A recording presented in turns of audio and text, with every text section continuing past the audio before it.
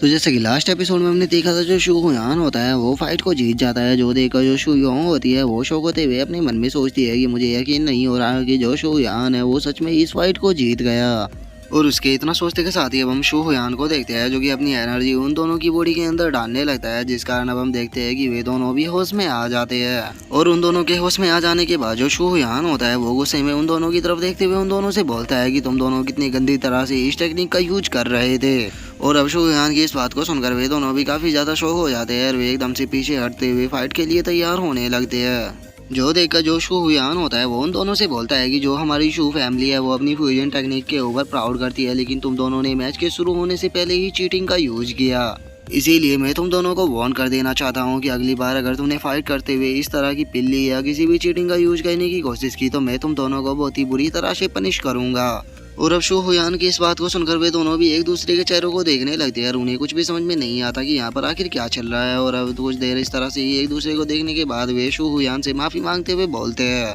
Young master, हमारी इस गलती के लिए हमें माफ करने के लिए आपका बहुत बहुत शुक्रिया। हम आगे से इस चीज़ का ध्यान रखेंगे कि हम कभी भी इस तरह की गलती को ना करें।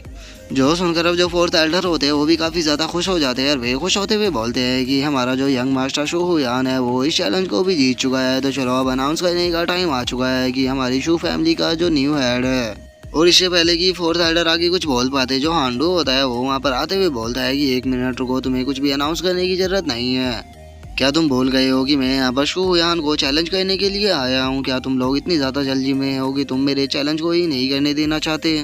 और इतना बोलकर अब जो हांडू होता है वो शू हुयान के सामने आकर अपनी ओरा को निकालने लगता है। जो देखकर जो शू हुयान होता है वो भी अपनी ओरा को निकालते हुए बोलता है कि मैं इस मोमेंट का इंतजार कर रहा था ताकि मैं तुमसे अपनी सिस्टर की इंसल्ट करने का बदला ले सकूं। जो सुनकर जो हांडू होता है वो हंसते हुए शू हुयान से बोलता है कि ठीक है, अगर ऐसी बात है तो चलो फिर फाइट को स्टार्ट करते हैं। और हांडू के इतना बोलते के साथ ही अब हमारा जो व्यू होता है वो मोजिन के ऊपर आ जाता है, जो कि शियोंग की तरफ देखते हुए उसे बोलता है कि शियोंग, तुम्हें क्या लगता है कि इस फाइट को कौन जीतेगा? जो सुनकर अब जो शियोंग होती है वो मोजिन से बोलती है कि यंग मास्टर मोजिन, ये तो नॉर्मल सी बात है कि जो हांडू है उसका कल्टीवेशन का लेवल शू हुयान से ज़्यादा है, तो इसीलिए इस फाइट को तो वो ही जीतेगा। क्योंकि अगर हांडू के टैलेंट या उसकी फाइटिंग टेक्निक की बात की जाए तो मुझे नहीं लगता कि हमारी पूरी सिटी के अंदर भी कोई ऐसा होगा जो कि यहाँ पर हांडू का सामना कर पाए। और शियोंग के इतना बोलते के साथ ही अब हमारा जो व्यू होता है वो हांडू के ऊपर आ जाता है, जो कि शू हुयान से बोलता है कि शू हुयान, फाइट को स्टार्ट करने से पहले मैं तुम्हारे कल्टीवेशन का लेवल जानना चाहता हूँ। जो सुनकर जो शू हुयान होता है वो उसको बताता है कि मैं मार्शल इनहेंसमेंट रियलम पर पहुंच चुका हूँ। और इतना बोलकर वो अपने मन में सोचता है कि क्या इसे नहीं पता कि मैं मार्शल इनहेंसमेंट रियलम पर चला गया हूँ। और अब शू हुयान की इस बात को सुनकर हम देखते हैं कि जो हांडू होता है वो जोर जोर से हंसने लगता है और वो हंसते हुए शू हुयान के ऊपर अटैक करते हुए उसे बोलता है कि ठीक है, तो फिर अब मुझे दिखाओ कि आखिर तुम्हारे पास में किस तरह की टेक्निक है, तुम मुझे यहाँ पर डिसअपॉइंट बिल्कुल भी मत करना। और इतना बोलकर अब जो हांडू होता है वो शू हुयान की तरफ फ्रोजन स्काई अटैक को करते हुए उसे बोलता है कि ठीक है, मेरे इस अटैक को रोकने के लिए तैयार हो जाओ। और मैं तुम्हें बता देना चाहता हूँ कि मेरे इस अटैक को रोकने के लिए तुम्हारा जो लक है वो बिल्कुल भी काम नहीं आने वाला। और हांडू के इतना बोलते के साथ ही हम देखते हैं कि जो उसका अटैक होता है वो शू हुयान की तरफ जाने लगता है, जो कि देखने में काफ़ी ज़्यादा पावरफुल भी लग रहा होता है, जिस कारण अब वहाँ पर जितने भी लोग होते हैं वे जमना शुरू हो जाते हैं, जिस कारण वे वहाँ से भागना भी शुरू कर देते हैं। और वे वहाँ से भागते हुए बोलते हैं कि जल्दी से यहाँ से भागो, क्योंकि जो हांडू का अटैक है वो बहुत ज़्यादा पावरफुल है, अगर हम इसके कॉन्टैक्ट में आ गए तो हम भी यहाँ पर जमकर मर जाएंगे।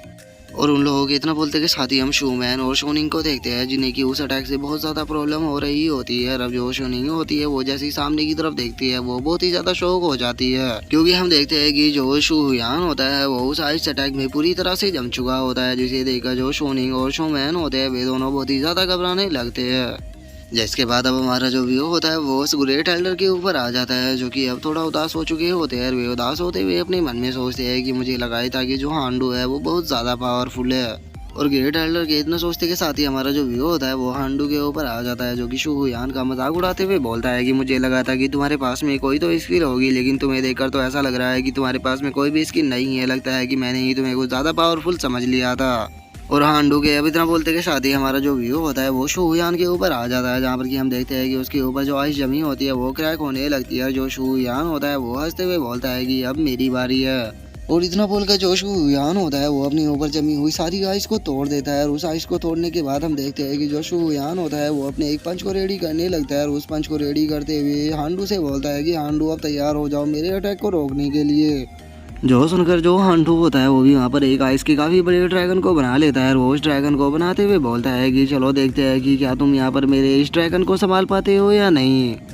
और इतना बोलकर जो शू हुयान और जो हांडू होते हैं वो दोनों एक दूसरे की तरफ अटैक को कर देते हैं और हम देखते हैं कि जो शू हुयान का अटैक और जो हांडू का ड्रैगन होता है वो दोनों एक दूसरे की तरफ आने लगते हैं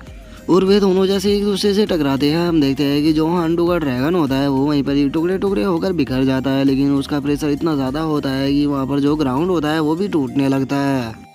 और अब इस चीज़ का फ़ायदा उठाकर जो शू हुयान होता है वो सीधे हांडू के ऊपर अटैक करने के लिए जाने लगता है। अब हम देखते हैं कि धुएं के अंदर उन दोनों की जो फाइट होती है वो शुरू होना स्टार्ट हो जाती है और जो हांडू होता है वो चिल्लाते हुए शू हुयान से बोलता है, शू हुयान तुम्हें क्या लगता है कि अगर तुम स्मोक के अंदर मेरे साथ में फाइट करोगे तो मैं क्या तुम्हें यहाँ पर नहीं हरा पाऊंगा? मैं तुम्हें क्लियरली यहाँ पर महसूस कर सकता हूँ कि तुम किस तरफ से मेरे ऊपर अटैक को करोगे। और इतना बोलते के साथ ही हम देखते हैं कि वे दोनों एक दूसरे के ऊपर अटैक करते हैं और हमें पता नहीं लगता कि यहाँ पर किसका अटैक किसको लग रहा है। इसके बाद अब हम हांडू को देखते हैं जिसे इस चीज़ से बहुत ज़्यादा गुस्सा आने लगता है और वो गुस्से में बोलता है कि अब चुप ना बंद करो, जिस कारण हम देखते हैं कि वहाँ से जो धुआं होता है वो पूरी तरह से गायब हो जाता है। जो देखकर जो शू हुयान होता है वो अपने मन में सोचता है मैं इसके ऊपर अपने जितने भी अटैक को कर रहा हूँ इसके ऊपर उसका कोई भी इफेक्ट नहीं हो रहा। मानना पड़ेगा कि जो हांडू है वो सच में काफ़ी अच्छा है। तो अब मेरे पास में यहाँ पर कोई भी दूसरी चॉइस नहीं है। अगर मुझे हांडू को यहाँ पर हराना है तो मुझे वहाँ पर अपनी उस टेक्निक का यूज करना ही होगा। और अब इतना वो सोच कर जो शू हुयान होता है वो वहाँ पर अपनी किसी टेक्निक को परफॉर्म करना शुरू कर देता है,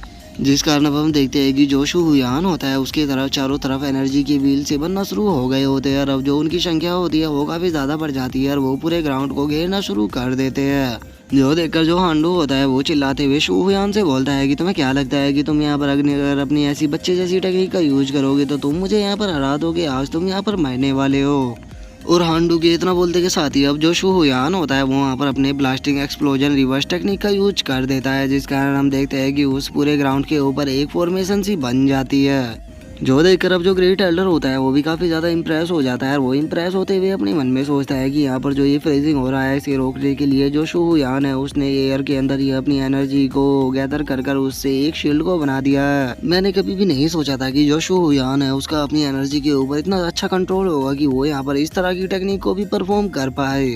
और ग्रेट एल्डर के इतना सोचते के साथ ही वो हांडू को देखते हैं जो कि इस टेक्निक को देखकर वो भी थोड़ा शौक हो चुका होता है और वो शौक होते हुए अपने मन में सोचता है कि मैंने कभी भी नहीं सोचा था कि शू हुयान इतना ज़्यादा पावरफुल होगा। और इतना सोचकर जो हांडू होता है वो वहाँ पर अपनी सबसे पावरफुल टेक्निक का यूज करने लगता है, जिसका नाम कि स्नो स्टॉर्म स्काई सील होता है। और उस टेक्निक का यूज करते हुए वो शू हुयान से बोलता है कि शू हुयान मैंने कभी भी नहीं सोचा था कि तुमसे जीतने के लिए मुझे मेरी इस टेक्निक का यूज करना पड़ेगा। सच में तुम्हारी फाइटिंग की टेक्निक काफ़ी ज़्यादा अच्छी है, मैं तुमसे काफ़ी इम्प्रेस हुआ हूँ।